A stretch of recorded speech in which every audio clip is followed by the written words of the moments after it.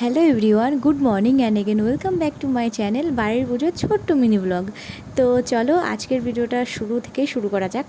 আগের ভিডিওতে বলেছিলাম না যে আমাদের বাড়িতে ঠিক কী কী পুজো হয় সেটা বলবো পরের ভিডিওতে। মানে এই বিশ্বকর্মা পুজোর দিন আমাদের বাড়িতে ঠিক হয়টা কী কী পুজো, সেটা অনেকের মনেই অনেক বড় প্রশ্ন হয়ে বসে আছে। তো চলো সেই প্রশ্নের উত্তর আগে দিয়েই নিই।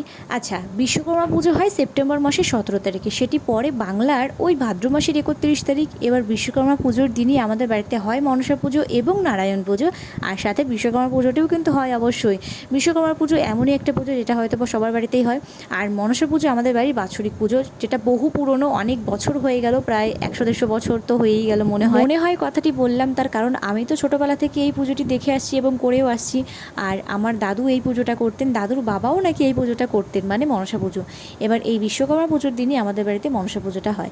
তো অনেকের মনে এরকমও অনেক কোয়েশ্চেন আছে যে আমাদের বাড়িতে তো এত পুজো হয়, এত তো পুজোর আমি ছোটো বড় অনেক রকম ভিডিও শেয়ার করি, তাহলে আমাদের বাড়ির সবচাইতে বড় পুজো কোনটি?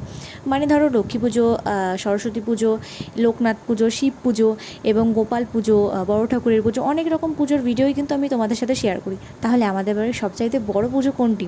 আমাদের বাড়ির সবচাইতে বড় পুজো হলো মা মনসার পুজো। দেখো, ছোটো বড় যে পুজোই হোক না কেন আমাদের বাড়িতে, বা যত পুজোই হোক না কেন, গ্রামবাসীরাও কিন্তু অপেক্ষা করে থাকে সারাটি বছর এই মনসা পুজোর জন্যই। কারণ এই একই দিনে হয় তিনটি পুজো। এই দেখো, নারায়ণ পুজো করা হয়েছে এইদিকে, মানে নারায়ণ পুজোর ঘট বসানো হয়েছে, আর এইখানে হলো মা মনসা।